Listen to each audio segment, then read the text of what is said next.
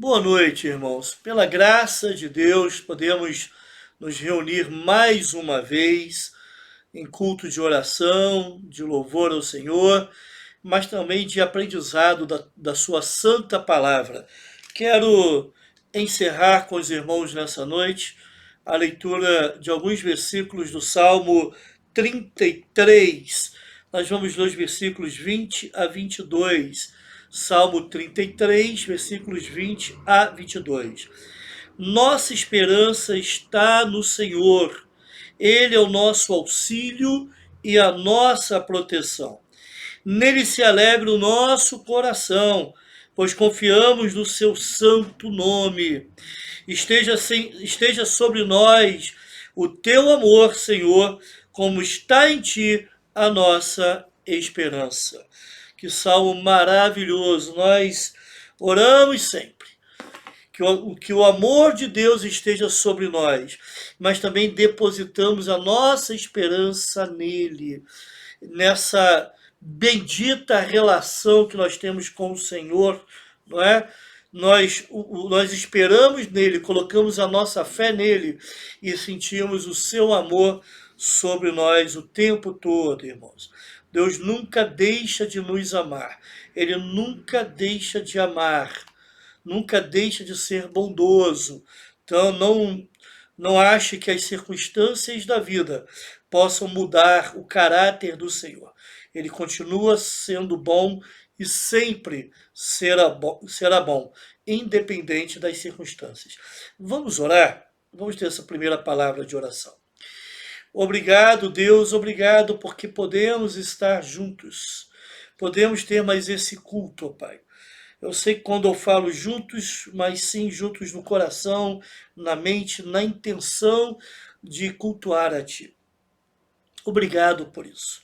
Obrigado porque Tu tens cuidado de nós, temos sentido o Teu amor sobre as nossas vidas, temos sentido, ó Pai, a cada dia a Tua bondade operando em nossos corações, nas situações que nós vivemos.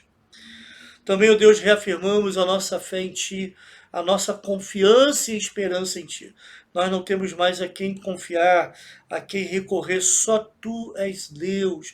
Tu és o único Deus, a quem merece o nosso louvor, mas também merece toda a nossa devoção. Receba, ó Pai, o culto que vamos oferecer a Ti, mas também esperamos de Ti a Tua bênção. Em nome de Jesus, amém. Nós vamos cantar, irmãos, o hino 395 do cantor cristão que diz: com Cristo estou contente. Ele me satisfaz. As pessoas ficam buscando alguma forma de contentamento e ficam nessa busca frenética, tentando satisfazer o seu coração, satisfazer a sua alma. Mas Cristo nos satisfaz. Nele temos contentamento. Com Cristo estou contente. Ele me satisfaz. O grande amor do Salvador, agora estou contente. Então, espero que você celebre essa alegria, esse contentamento que temos no Senhor. E se você não tem ainda, é tempo de buscar em Cristo a satisfação para os anseios do seu coração. Vamos louvar ao Senhor.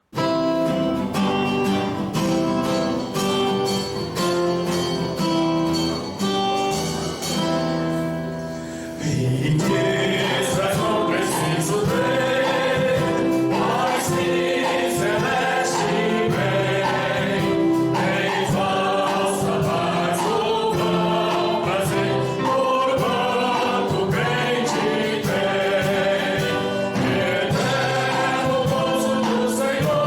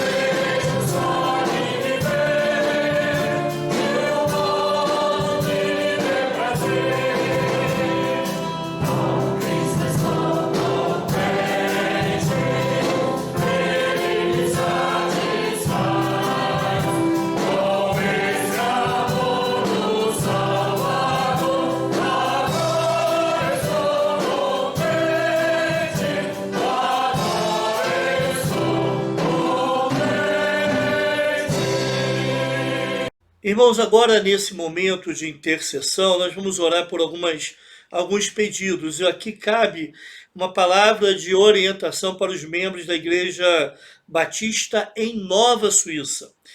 O que acontece é que, por uma questão técnica, nós vamos passar a gravar os cultos a partir de sábado.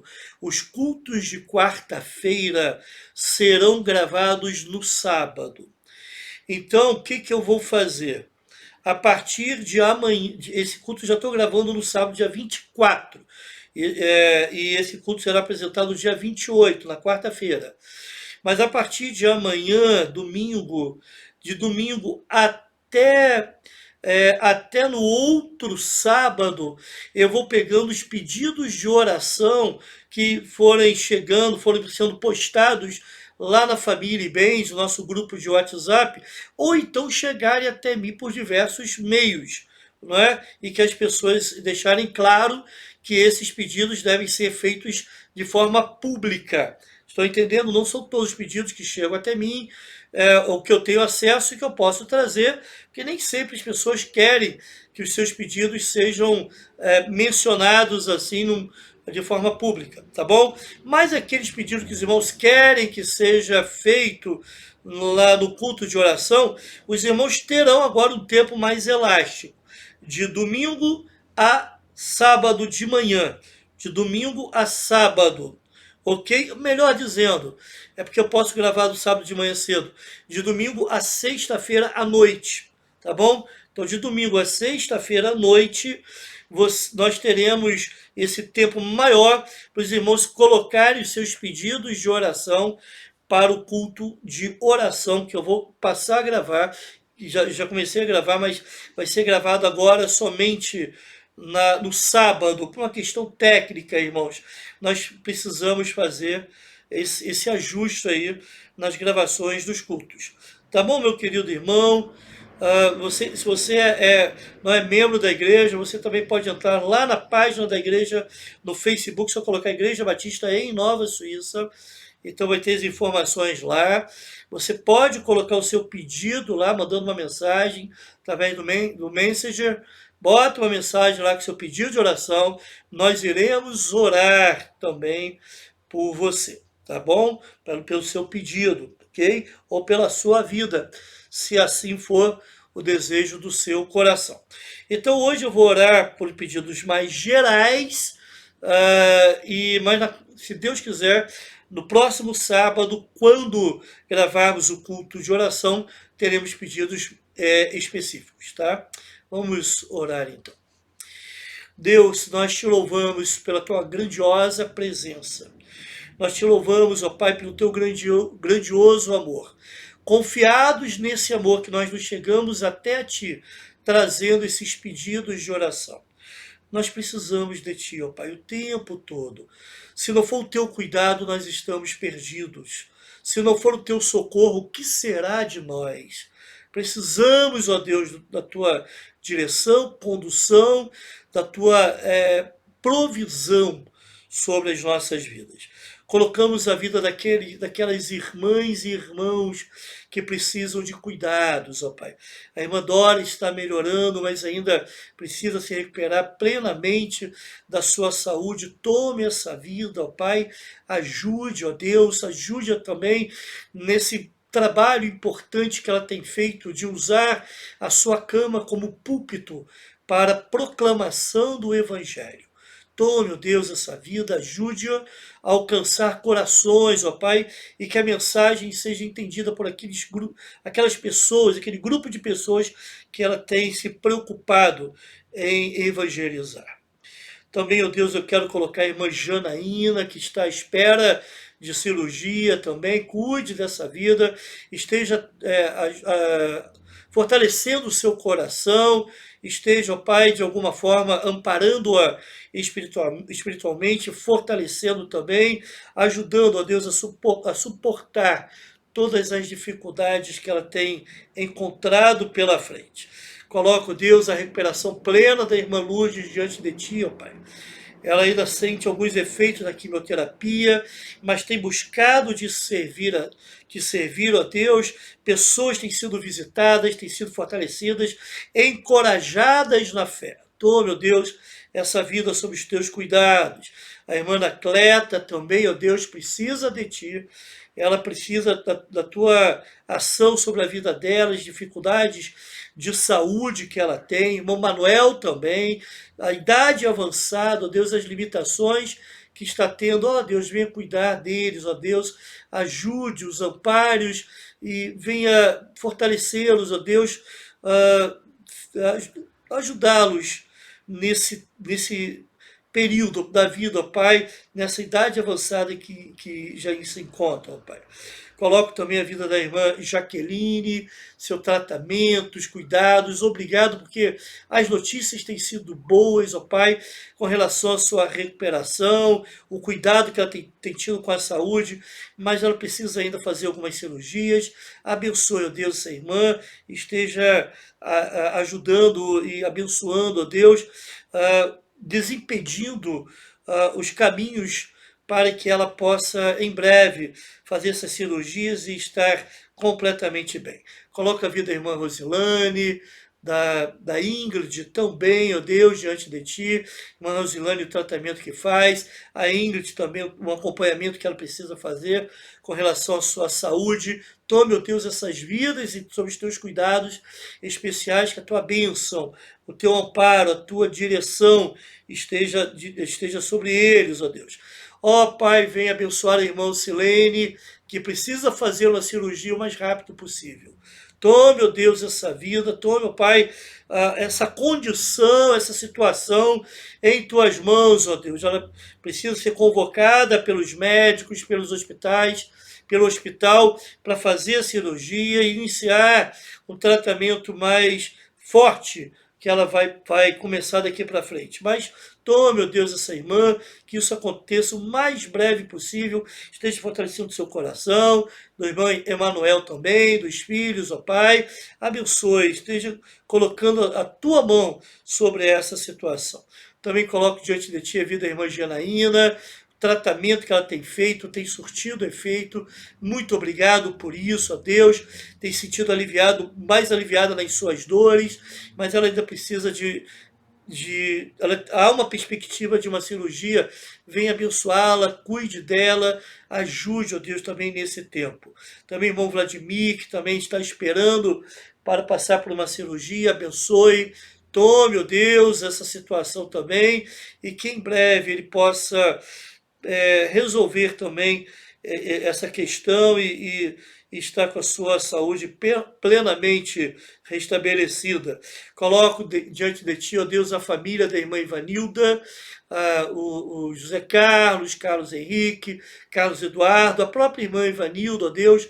Tome, ó Deus, essa família, ó Pai, ajude, abençoa, seu supridor dela, abençoe, ó Deus, os desafios que eles têm, o Carlos Henrique, lá no seu estudo, o Carlos Eduardo na faculdade, o irmão José Carlos no seu trabalho, também no estudo que ele está fazendo para prestar um concurso, a irmã Ivanilda nas lutas diárias.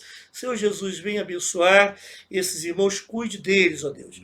Ela vem pedir pela nossa nação. Eu quero também pedir, ó Pai, Senhor, o quanto precisamos de uma intervenção tua, quanta coisa errada. Temos visto o mal se estabelecendo, o pecado se tornando institucionalizado. O que nós pedimos, ó Deus, é que tu venhas, por favor, intervir para barrar o avanço do mal. Ó Deus, venha abençoar as igrejas, para que sejam igrejas firmes na tua palavra, fortes no poder do Espírito Santo, para influenciar o mundo, influenciar a sociedade e barrar esse avanço do mal. Mais do que nunca precisamos ser sal, ó Pai, no mundo em decomposição. Ser luz, ó Deus, no mundo tomado pelas trevas. Ó Deus, venha abençoar a nossa nação. Venha abençoar os nossos governantes, ó Pai, desde as esferas municipais à esfera federal. Ó Jesus, toque nesses corações, dê sabedoria, dê temor a Ti, ó Deus, para que a corrupção seja afastada, para que o desejo de se locupletar, se dar bem, prejudicando o outro, isso não, é assim que normalmente acontece, isso também não prevaleça, ó Deus, para que a justiça resplandeça como o sol de meio-dia. Ó Deus bendito, venha ajudar os nossos governantes, venha abençoar, venha dar convicção do erro, do pecado e trazer arrependimento. Eu peço pelo nosso município também em especial, por esse novo regramento que nós estamos tendo em relação à Covid, ó Pai. Senhor, nós não entendemos aonde isso vai chegar, ó Deus. O que nós pedimos, ó Deus, que Tu dês sabedoria ao prefeito e aqueles responsáveis por pensar nessas medidas. Muitas vezes achamos e percebemos que há uma contemplação para determinadas categorias, às vezes decisões precipitadas, mas, ó Deus, nós não sabemos tudo.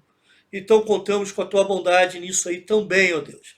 Ajuda-nos, ó Deus, a funcionarmos como igreja, com sabedoria também, com a prudência necessária, com todas as medidas necessárias, ó Pai, embora por enquanto ainda devido à lotação dos leitos de hospitais e CTIs, nós ainda vamos funcionar de forma online por um tempo, mas, ó Senhor, venha nos abençoar para que isso não demore mais tanto, ó Deus. Que possamos em breve estarmos juntos de novo, mesmo um grupo mais reduzido, mas estarmos juntos de novo na Tua casa, para a glorificação do Teu bendito nome, num culto coletivo. Isso faz bem para a nossa alma, fortalece o nosso coração.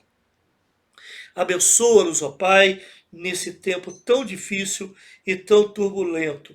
Peço a Deus pela nossa igreja, que esse distanciamento, que esse culto feito somente de forma remota, não venha levar alguns ao esfriamento, como eu tenho infelizmente percebido, ó Pai.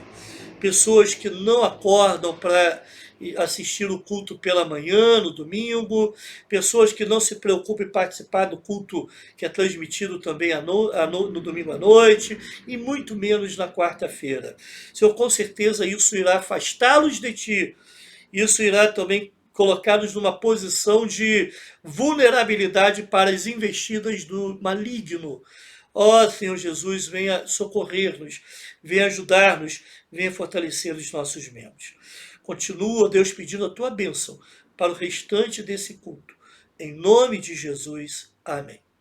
Nós vamos cantar um cântico que diz: digno é o Senhor. O Senhor é digno do nosso louvor, digno da nossa devoção, digno da nossa obediência, digno do nosso serviço. Só Ele, na realidade, é digno. Então cante isso com toda a convicção, mas também com todo o desejo de glorificá-lo com a sua vida. Digno é o Senhor.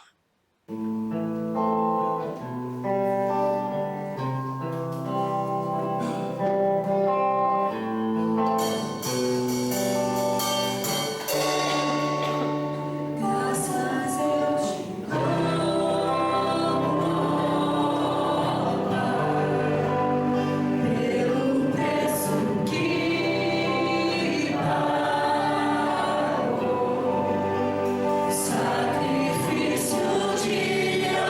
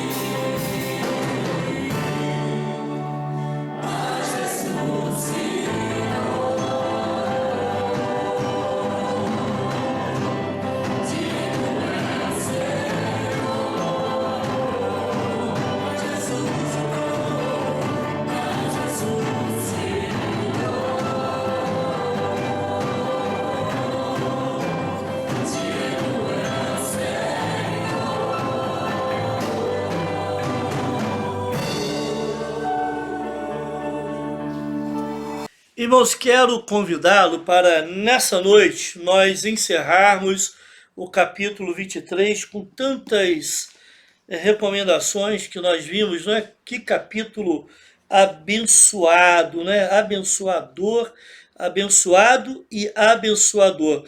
Eu quero convidá-lo a nós encerrarmos esse capítulo e cá para nós ele vai trazer um assunto que até não muito tempo atrás não era tão polêmico, havia uma certa unanimidade em torno desse assunto, mas que ultimamente tem surgido algumas ideias diferentes. Aqui, irmãos, eu não vou esgotar esse assunto, né, porque acredito que mereça uma reflexão um pouco mais aprofundada a respeito disso. Mas nós vamos ver as recomendações que o capítulo 23 de Provérbios traz relativos à bebida alcoólica. Aqui mais especificamente relacionado ao vinho, mas a gente pode estender logicamente essa ideia para todos os tipos de bebidas alcoólicas, né? Só para os irmãos recordarem, nós estudamos nesse capítulo recomendações relativas ao domínio próprio, às riquezas, ao invejoso, relativas à sabedoria, aos órfãos, relativo aos filhos. Na semana passada nós encerramos as recomendações relativas ao pecado e hoje, então, nós vamos ver as recomendações relativas às bebidas. Então, vamos começar. Veja comigo, por gentileza, inicialmente os versículos 29 e 30. Provérbios, capítulo 23, com certeza você já está com a sua Bíblia à mão, né? E vamos ver os versículos 29 e 30. Leiamos então. De quem são os ais? De quem as tristezas? E as brigas, de quem são? E os ferimentos desnecessários, de quem são os olhos vermelhos? Dos que demoram bebendo vinho, dos que andam à procura de bebida misturada. Muito bem, então nós temos uma série de perguntas aí relativas e a resposta, né? Uma série de perguntas no versículo 29, e nós temos a resposta a essas perguntas no versículo 30. Então, a recomendação que eu vejo aqui é relativa ao perigo da bebida, do uso da bebida alcoólica. Você já deve ter conhecido alguém, eu também, que começou a beber alguma coisa socialmente, eventualmente, e que depois teve problema com o alcoolismo. Irmãos, essa é uma situação muito complicada. Porque, na realidade, qual é a diferença? Qual é a distância entre uma pessoa que bebe socialmente para uma pessoa que bebe, depois se torna um alcoólatra? Na realidade, a ciência não sabe muito bem a respeito disso. Alguns com um pouco tempo de uso, com pouca bebida, daqui a pouco se tornam o que se chama de adicto, né? Ou dependente químico. Ele se torna um dependente da bebida, um alcoólatra, ok? Outros têm uma resistência maior, mas não é muito fácil você saber rapidamente qual a diferença. Então, há um risco já na cara, né, de imediato, sobre o uso da bebida. A gente não sabe se de fato uma pessoa irá se tornar uma alcoólica ou não. Então, por isso que a prudência ela nos recomenda a não fazer uso, ok? Infelizmente, eu já vi pessoas, colegas de trabalho, que devido a esse uso, começa com um pouquinho, daqui a pouco vai aumentando, vai aumentando, vai aumentando, e daqui a pouco nem trabalhar mais consegue. Não é? Você deve conhecer gente assim também. As histórias, né? A nossa sociedade tem várias histórias desse tipo. Eu não gostaria de tecer argumentos muito mais profundos, mas muitos usam a ideia de que o uso do vinho nos tempos bíblicos justifica o uso de uma bebida alcoólica e do vinho também nos nossos tempos. Em primeiro lugar, temos que tomar muito cuidado com isso. Aquele vinho que era usado, isso o pastor Gary Fisher, ele escreveu sobre isso, pastor norte-americano, naquele tempo era na proporção 4:1. Era uma dose de vinho para 4 doses de água. Quem vai beber esse vinho hoje em dia dessa forma? Não é? Chega a 8% de teor alcoólico. Irmãos, qualquer bebida, desde cerveja até outras bebidas, elas são muito mais do que isso, né? Aliás, tem uma parte que fala sobre bebida misturada aqui. Essa bebida misturada, na realidade, são essas bebidas com maior teor alcoólico. E no caso aqui, se a gente olhar o contexto da época, seria mais de 8%. Então, o vinho que hoje se usa é um vinho que ele é fermentado industrialmente, o que não era naquela época. Então, ele tem um teor alcoólico muito mais alto. Ok? Então tem que tomar cuidado com isso. Tem algumas pessoas que falam, tanto é que Paulo falou com Timóteo, recomendou que ele bebesse um pouco de vinho. Interessante que esse argumento ele acaba servindo ao contrário, ao oposto, né? Paulo disse para Timóteo, autorizou Timóteo a beber um pouco de vinho, porque estava com problema de estômago, porque isso não era, na realidade, uma prática comum de Timóteo. Por isso que houve essa recomendação específica. Não é?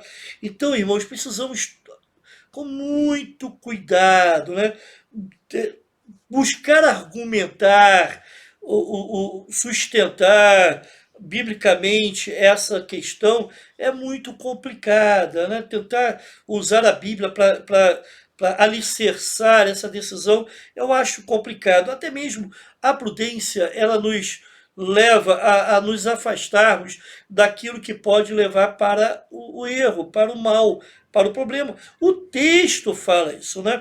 Irmãos, a bebida alcoólica é a maior ladrão, é o maior, melhor dizendo, tem sido o maior ladrão de cérebro do mundo. Cerca de 60% dos, dos acidentes automobilísticos e dos crimes passionais, não é? Cerca de 60% desses crimes e dos acidentes são provocados por bebida alcoólica. Então, o desastre que ela provoca é muito sério.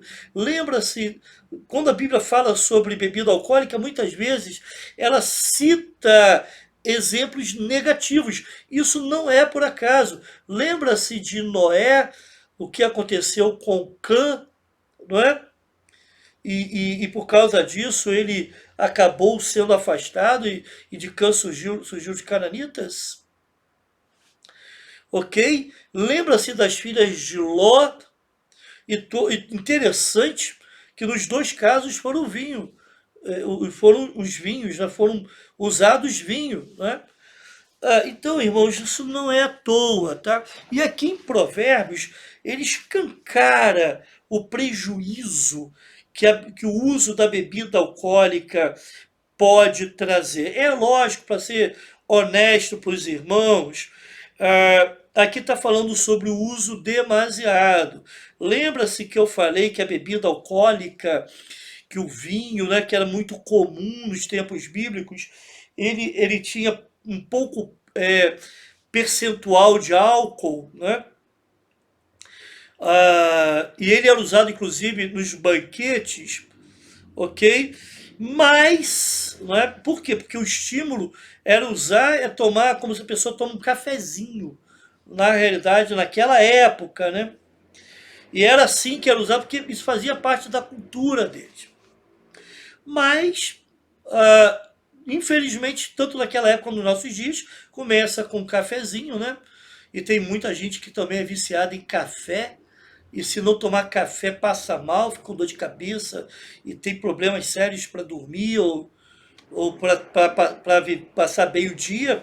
Isso também é um problema, certo? É um vício, da mesma forma como o vício do vinho, ok? Mas naqueles dias também, aquelas pessoas que começavam com um cafezinho, com um copinho, com alguma coisa para acompanhar a refeição, ou para matar a sede, porque por ter baixo teor alcoólico dava para matar a sede, as pessoas acabavam abusando, né? E ficando então embriagadas. É lógico que esse texto vai falar muito mais nesse sentido, mas aquilo que eu falei a princípio cabe, nós não sabemos muito a diferença aonde vai terminar o uso social e vai começar o uso simplesmente por dependência. Os cemitérios estão cheios de pessoas vítimas do uso de bebida alcoólica, da mesma forma as cadeias. Né? Quantas pessoas perdem a noção, perdem a razão, perdem a sensibilidade, né? Não consegue diferenciar o certo e o errado. Não é? Aqueles que se entregam à bebida, irmãos, à bebedeira, no caso aqui desse texto, para sermos sinceros, esse texto, só vão plantar, só vão colher, melhor dizendo, lamentos. Né? Eles acabarão provocando rixas, intrigas, e acabarão sempre se queixando dos males e dos problemas que eles mesmos provocaram. Eu já falei algumas vezes, mas na minha infância, durante o contato social familiar, várias vezes as reuniões familiares começavam bem e depois, na hora do almoço, então chegando próximo, as pessoas começavam a beber e eram, não poucas vezes, as reuniões terminavam em brigas. Né? O que eu quero dizer com isso é que, na verdade, como crentes em Cristo, nós precisamos tomar muito cuidado e nos afastar de algumas coisas que podem nos conduzir, podem tirar a nossa consciência, podem tirar o nosso equilíbrio. Então, qual é o resultado do versículo 29? Quem são os ais, as tristezas, os ferimentos, né, as brigas, os olhos vermelhos, né? Quem são? De quem são? E está no 30, dos que se demoram bebendo vinho, né? Ou bebendo bebida misturada, conforme no final desse versículo 30 eu já falei, são bebidas de maior teor alcoólico, ok? Então essas pessoas acabam cavando a sua própria cova, né? E acabam caminhando a pés velozes para a sua própria destruição. Irmãos, o alcoólatra é alguém que atenta para a própria vida. É alguém que é um suicida homeopático, né? Se eu posso dizer assim, que comparação não muito boa, mas vai se matando aos poucos, ok? Tem muitas doenças relativas ao álcool. São várias doenças, né? Às vezes, quando você vai fazer alguns exames, tem lá várias perguntas, porque eles sabem que que o álcool ele provoca transtorno no funcionamento de muitos órgãos, né? Mas o alcoólatra, ele não destrói somente a sua própria vida, ele também destrói a sua vida familiar. Quantos problemas, quantas rixas, quantas brigas, quantos pais que são amorosos enquanto sóbrios, mas basta passar alguns minutos num bar ou com um copo na mão, bebericando a sua bebida, e daqui a pouco ele se torna violento, agressivo, muitas vezes até batendo na esposa e nos filhos. Então, o que o autor bíblico está dizendo é o seguinte: é cuidado com a bebida alcoólica. Cuidado com a embriaguez, é óbvio, irmãos. Aqui está falando, nesses versículos, sobre a questão da embriaguez. Não é? Cuidado, isso não é próprio do crente. Cuidado com isso. E nós temos também Na sequência aí, é interessante que nós vamos ter 7 versículos que vão tratar sobre essa questão da bebida alcoólica. E na sequência ainda continua, o autor continua tratando. Olha os versículos 31 e 32 comigo, por gentileza. Não se deixe atrair pelo vinho quando está vermelho, quando cintila no copo e escorre suavemente. No fim, ele morde como serpente e envenena como víbora. Interessante. Se você querer forçar o texto, irmãos, preste atenção. Aqui está falando sobre a atração que a bebida provoca. Aquele copo de vinho, né? Conforme ele fala aqui, vermelho, cintilando, escorrendo suavemente. Possivelmente algumas pessoas já estão imaginando isso, ou aquele copo de cerveja, de chopp, né? E as pessoas, alguns quando falam isso, chega a vir água na boca, não no meu caso, né?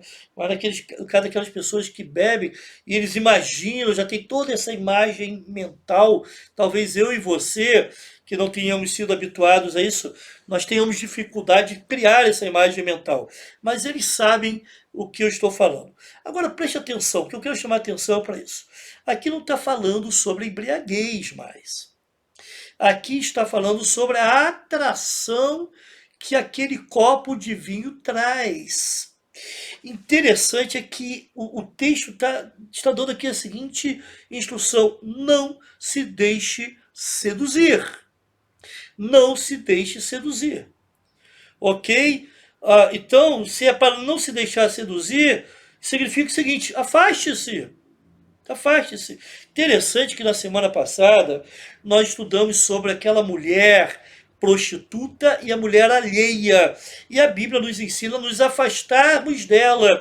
Isso, isso daqui também é uma ilustração muito viva com relação a qualquer tipo de pecado. Porque o pecado, irmãos, ele é atraente. Ele seduz. Não é? A princípio, muitas formas de pecado, elas podem até parecer inocentes, não é? Mas tem o pecado normalmente tem um forte poder de atração, seja o pecado sexual, qualquer outra forma de pecado, e também esse que a bebida pode provocar. Então, o que o autor está dizendo é o seguinte: da mesma forma como e nós vimos no versículo 29, sobre 28, né? 27 e 28, na realidade, sobre a mulher prostituta e alheia, né? Aquela mulher casada infiel que busca tornar outros homens infiéis. Da mesma forma como a Bíblia nos ensina a fugirmos dessas situações de infidelidade e de prostituição, a Bíblia também está nos dizendo agora: fuja dessa situação em que o vinho esteja te seduzindo, porque as consequências disso a gente não sabe aonde vai dar. Né? Observe, eu falei ainda há pouco que nos tempos bíblicos eles bebiam no momento de refeição para matar a sede, ok, paravam por aí uma bebida de baixo teor alcoólico. Nós não temos mais essa necessidade. Nós temos outros meios, eles não tinham isso. Não é? Era o recurso mais próprio que eles tinham. Então, tem que se tomar cuidado, então, tem que fugir dessa situação.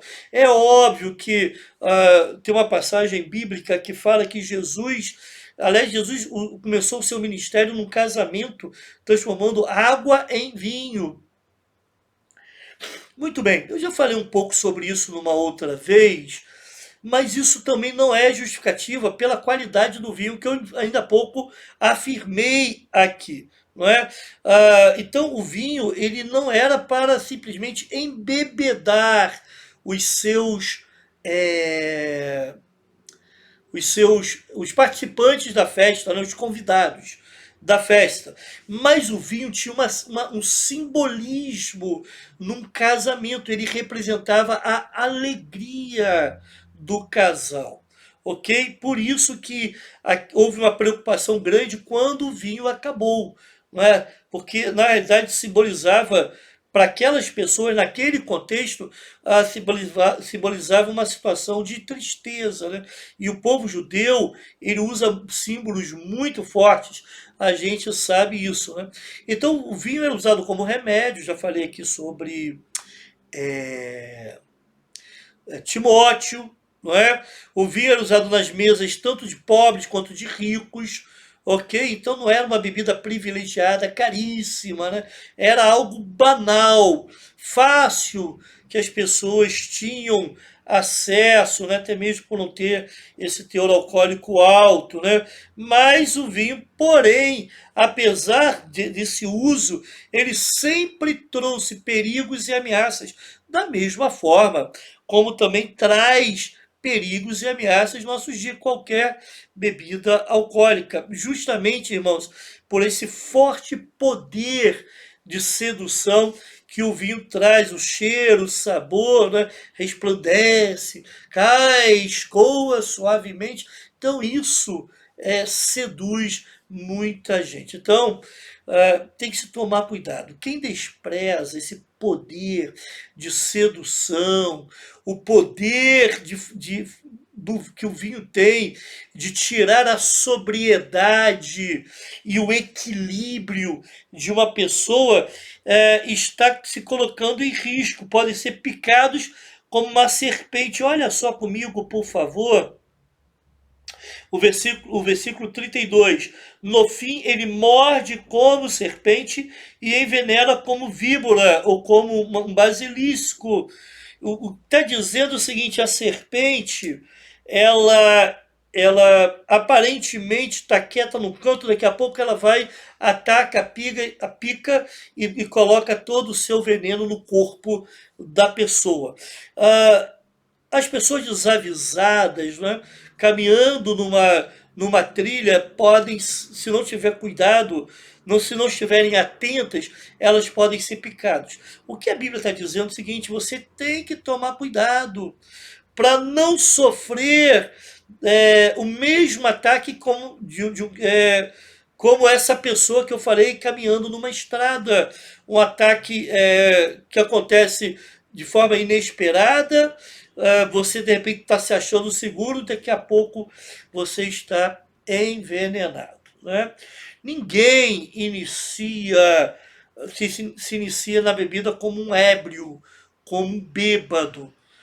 Todos começam sóbrios e daqui a pouco passam a se tornar bêbados, ébrios. Então a Bíblia está dizendo o seguinte: quem se deixa seduzir pelo copo de vinho acaba flertando, né, com os perigos que a bebida pode trazer e acabam ficando presos por seus laços. Então, são severas as advertências, irmãos. Sobre isso, estou convicto de que realmente ela não deve fazer parte do nosso cotidiano. Né? A Bíblia, ela tira o nosso domínio próprio. Ela tira o domínio próprio de alguém. A pessoa, então, passa a ser dominada pelo vinho. Não é? Ela perde a razão. Ela se torna escrava das determinações que a bebedeira ou que o vinho lhe propõe, né? Então, o resultado, irmãos, dessa escravidão ao vinho, essa bebida forte, intoxicante que domina a pessoa, é dor, é sofrimento, é morte. Irmãos, é um quadro suficientemente triste para nos afastar de qualquer contato com a bebida alcoólica. Então, conforme eu falei, a mordida dessa víbora, dessa serpente, conforme a ilustração aqui do autor bíblico, ela realmente pode ser fatal. Por isso que o autor ele está nos advertindo para o seguinte: fuja enquanto é tempo. Irmão, se alguém vê uma cobra venenosa, uma víbora, ou então em algumas bíblias, né, numa linguagem mais antiga, numa versão mais antiga, o basilisco, a pessoa não vai se aproximar, a não ser que ela esteja fora da sua consciência normal, não é? Mas normalmente uma pessoa em sã consciência não vai se aproximar, ela vai fugir, ok?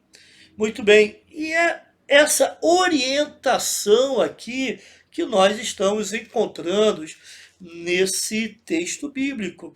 Interessante é que a partir do versículo 33, o autor ainda continua falando, mas agora sobre os efeitos do vinho.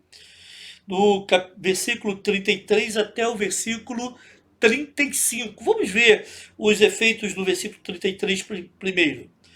Seus olhos verão coisas estranhas e sua mente imaginará coisas distorcidas. Irmãos, então, conforme eu já falei, o álcool ele tem esse poder de tirar a sobriedade de alguém. Como eu falei no início, o álcool ele rouba o cérebro de uma pessoa. Ele embaralha a visão, não é isso que está escrito aqui? Seus olhos verão coisas estranhas. A pessoa tem um entendimento assim entorpecido, né? Não consegue enxergar direito os reflexos de uma pessoa que toma uma bebida alcoólica em pequenas porções até. Aqueles que fazem exame naquelas blitz da lei seca sabem disso. Esses reflexos ficam altamente prejudicados. O bêbado ele não consegue ver as coisas direito, ver as coisas esquisitas, não é? E ver as coisas de forma perversa. Então, esses são efeitos que a Bíblia traz. Podemos resumir mais ou menos esses efeitos em duas categorias. A primeira categoria é que uma pessoa não consegue, uma pessoa alcoolizada, né, não consegue ver as coisas como elas são. Uma pessoa alcoolizada não consegue ver as coisas como elas são, não é? Por isso que diz assim: seus olhos verão coisas estranhas. Ok. Então essa é uma característica. Essa pessoa não consegue mais avaliar a realidade de uma forma sadia, né? A realidade fica completamente alterada para essa pessoa. E você não consegue convencê-la de que ela está errada, porque ela crê naquilo que ela está entendendo que seja a realidade. Então ela perde completamente qualquer discernimento, irmãos. Não sabe discernir o que é certo, o que é errado, perde os impeditivos morais, as barreiras morais. Muitas vezes o bêbado ele expõe a sua nudez, né? Embora hoje em dia parece que isso não está mais sendo tanta preocupação mais social, mas de qualquer forma é algo vergonhoso para a pessoa e não consegue analisar os fatos de forma coerente, né? Então são muitos prejuízos que a bebida traz. A visão dos fatos fica completamente distorcida. Então, as pessoas começam a beber e não começam mais a raciocinar direito, isso é fato, não é? Por isso que aquelas bebidas do passado, elas tinham baixíssimo teor alcoólico, né? Para que as pessoas não pudessem perder a razão, a sobriedade, e pudessem conversar com as outras, tratar de negócios de forma inteligente, de forma razoável, né? Um segundo efeito que a Bíblia nos orienta sobre a bebida é que o ébrio ele começa a falar coisas perversas, coisas erradas, ele começa a falar impropérios, blasfêmias, xingar, falar mal, né? fala coisas que não são agradáveis. A gente sabe, você sabe o que eu estou falando, né? Começa a afrontar Deus, afronta o próximo, né? E traz uma vergonha para os filhos, traz vergonha para a esposa, traz vergonha para os seus amigos. É isso que o sábio, perdão, é isso que o ébrio traz, né? Aquela pessoa que se entrega ao vício acaba trazendo. Então, irmãos, o álcool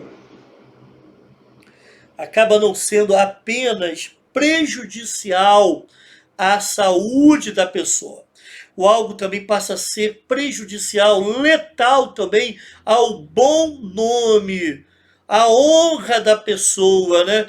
O álcool se torna desastroso tanto para a família daquela pessoa que está dependente química, como também para a sociedade. Olha os malefícios que o álcool traz. Né? Então, por isso, não é bom nós nos aproximarmos, nós fletarmos com o uso do álcool devido aos diversos, aos severos prejuízos que o álcool pode trazer. Vamos também ver outros efeitos da bebida alcoólica. Agora sim, os versículos 34 e 35. Acompanhe na sua Bíblia, por favor. Você será como quem dorme no meio do mar, como quem se deita no alto das cordas do mastro, e dirá: espancaram-me, mas eu nada senti. Bateram em mim, mas nem percebi. Quando acordarei para que possa beber mais uma vez? Irmãos, isso é um estágio bem avançado, né? Eu estava tentando fazer um esforço de memória para ver os estágios da bebida, né? Você tem o macaco, você tem o leão, você tem o porco, tem mais um outro aí que eu não me lembro.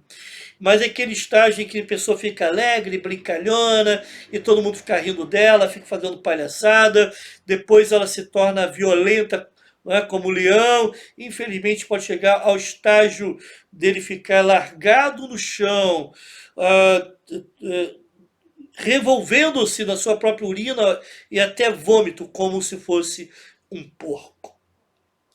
Irmãos, que efeitos desastrosos, né? Que a bebida realmente pode trazer para um ser humano. A Bíblia usa a figura de que a sensação que o bêbado tem é de estar deitado no meio do mar, né? Como um náufrago, jogado de um lado de um lado para o outro, né? Pelas águas. O versículo 33, me permita aqui abrir mais uma vez. Ele fala assim, vamos usar a ideia bíblica: você será como quem dorme no meio do mar, como quem se deita no alto das cordas do mastro. Então, a pessoa está sendo jogada de um lado para o outro no meio do mar como um náufrago, não sabendo nem para onde está indo, né? Aonde que vai dar a sua caminhada. Então é algo realmente terrível, né? E a gente sabe aquelas pessoas como andam, as pessoas embriagadas não conseguem firmar a sua caminhada. Infelizmente, muitos não chegam nem nas suas casas, acabam dormindo mesmo aonde caem, não é? Como um náufrago no meio do mar. E fala interessante a figura aqui que o autor bíblico usa. Ele fala assim: você será como quem dorme no meio do mar, como quem se deita no alto das cordas do mastro. A ideia aqui, meu irmão, alguém se deita no alto das cordas do mastro, imagina aquele navio, né, de vela, movido a vela, e você tem aquelas cordas, tem aquela gávea lá em cima, né? Acho que é gávea que fala, esqueci o nome, nunca fui marinheiro, né? Mas lá em cima a pessoa fica sozinha lá em cima, lá no alto. Por isso que aqui está dizendo da solidão que o alcoolismo é capaz de trazer uma solidão avassaladora, um isolamento cruel, não é? A pessoa acaba ela mesma acaba se exilando, se banindo, né? Um banimento amargo, um afastamento amargo das outras pessoas, ok? Isso tudo a bebida traz. Trouxe naquela época e traz nos dias atuais, infelizmente, vai continuar trazendo ainda por um bom tempo, né? E quando esse indivíduo se levanta, ele está numa solidão, vivendo uma solidão, um corpo ferido, corpo cheio de hematomas, a tristeza toma o coração e um profundo sentimento de solidão lhe abate. Que coisa triste. Nós não podemos brincar com isso. É o tipo de coisa que nós precisamos guardar muita distância, né? Quantos bêbados, né, acordam todo machucado, e não sabem com quem brigaram, né? Eles acordam machucados e não sabem com quem brigaram, com quem brigou, o bêbado, né?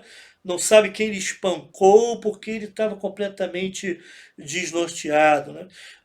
Infelizmente, o bêbado ele começa a perder também, e a bebida provoca isso, né? Aquela reação da vergonha e para a dor, né? O bêbado ele se coloca em situação de perigo, porque ele não reage em relação a alguma coisa que provoque dor, mas também se coloca em situação de perigo moral, porque ele também não reage contrariamente a alguma situação que lhe venha provocar vergonha, né? Cai de porta em porta, né? Perambula de um boteco para o outro, passa a noite assim, buscando aonde possa beber.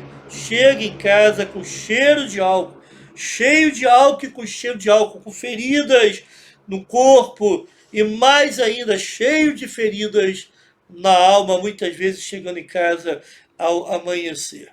E infelizmente, com o tempo, isso tudo não mais lhe provoca dor, não mais lhe provoca vergonha, não é? É por isso que a Bíblia fala lá no versículo 35, diz assim: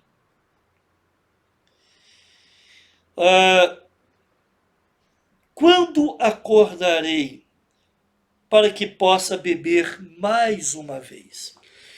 Na realidade, a questão é a seguinte: quando esse bêbado despertar do efeito do álcool, sabe o que ele vai fazer? Ele vai voltar a beber.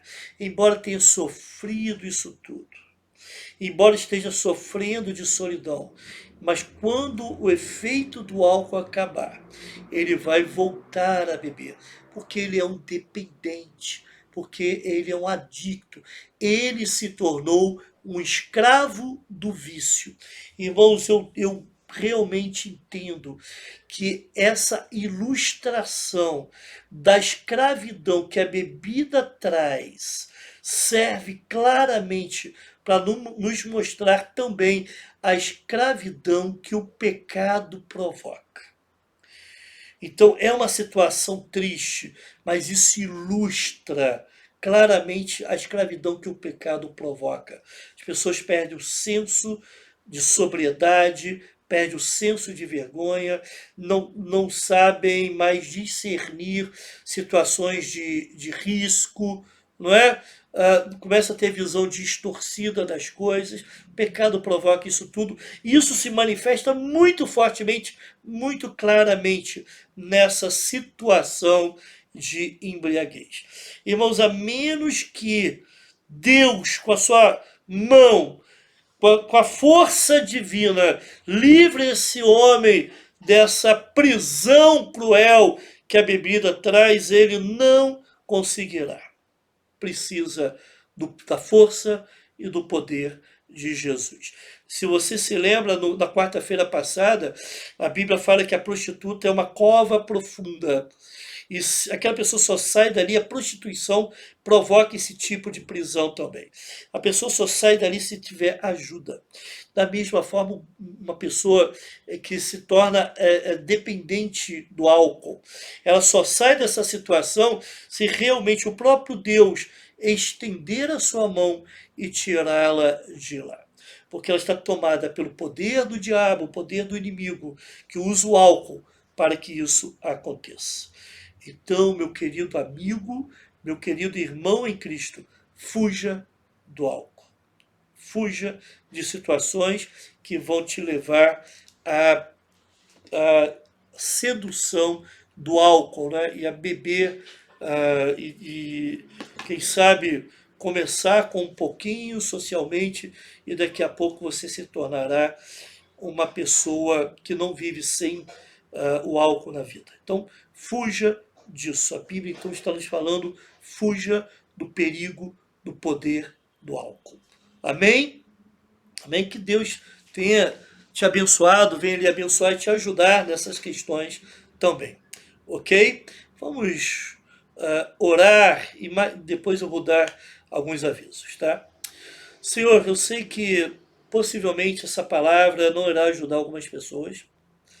Eu sei que algumas vozes podem discordar, inclusive, estou me referindo a pessoas que não são da minha igreja, não é? Pode ser até de outras igrejas, mas eu tenho que falar aquilo que eu estou entendendo na tua palavra e estou convicto. Ajude-nos, ó Deus, dá-nos compreensão pelo teu Santo Espírito. Ajuda-nos, ó Deus, a resistirmos às ciladas que muitas vezes o inimigo usa para tentar nos prender. E quem sabe ele também possa estar usando a bebida alcoólica, o vinho ou qualquer outra bebida, para fazer com que algum crente perca sua sobriedade e se torne preso pelos seus laços, e assim o seu testemunho, assim a glorificação a Deus na sua vida se torna prejudicada. Ó Deus, venha abençoar o nosso povo. Dá-nos, ó Deus, o desejo de uma vida cada vez mais santa, mais pura, uma vida cada vez mais íntegra, com toda a nossa consciência, com todo o nosso ser, com todo o nosso discernimento, uma vida voltada para a obediência, para a realização dos teus propósitos e para a tua glorificação. Venha nos abençoar, ó Santo Espírito. Em nome de Jesus. Amém. Irmãos, como nós estamos sendo bem informados, né? Como os irmãos sabem, nós estamos num regramento diferente a partir dessa semana, não mais um regramento por bandeiras. Mas as restrições que nós temos ali impedem ainda o funcionamento da igreja. Poderia funcionar com 20% até. Porém, o que ainda está nos levando a não retornarmos é o número alto de internações nos CTIs dos hospitais. Um dia dessa semana, aliás, um dia da semana passada, melhor dizendo, só tinha uma vaga no CTI, em todo o município de Nova Friburgo, com quase 300 mil habitantes, um município que atende 13 municípios, e só tinha uma vaga só. Então, a coisa está muito grave. Por isso, infelizmente, nós ainda vamos continuar com os cultos somente online. Mas, meu querido irmão em Cristo, se você está precisando de alguma coisa, saiba que o seu pastor está aqui.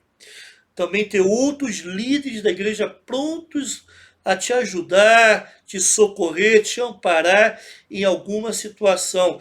Não deixe de fazer contato caso você tenha alguma necessidade. Nós precisamos nos abençoar mais, nos ajudar mais, mas também nós precisamos ser mais humildes para pedirmos ajuda quando for necessária algum tipo de ajuda. Então, eu quero trazer essa palavra ao membro da igreja. Mas eu quero também estender a você, meu querido amigo ou membro de outra igreja, que também esteja precisando de alguma coisa, esteja necessitando de algum amparo, quem sabe uma palavra de conforto, uma palavra de orientação, ou algum socorro imediato em alguma outra área, você também pode fazer contato. Aquilo que eu falei, você pode entrar na página da igreja no Facebook, lá botar uma mensagem no Messenger, né? Botar o seu contato. Você pode entrar nos comentários aí desse vídeo, botar lá o seu número de telefone, nós vamos ligar para você para que nós possamos conversar. Tá bom? Aqueles irmãos que querem entregar os seus dízimos e suas ofertas de forma perdão, irmãos, pelo banco, né?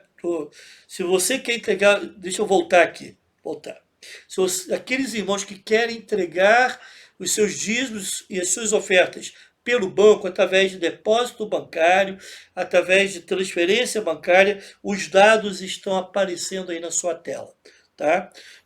Para facilitar a sua vida. Caso não seja possível, é só fazer contato conosco, que nós iremos até a sua casa para ajudá-lo. Irmão, não deixe de contribuir com a sua oferta para a campanha de missões mundiais. Nós temos missionários querendo ir para os campos missionários, mas estão faltando recursos. A sua oferta ajuda um missionário que vai para um novo campo missionário, mas também ajuda aquele missionário que está no campo missionário. Certo? Então, não deixe de contribuir. Nós estamos em plena campanha de missões mundiais, irmãos.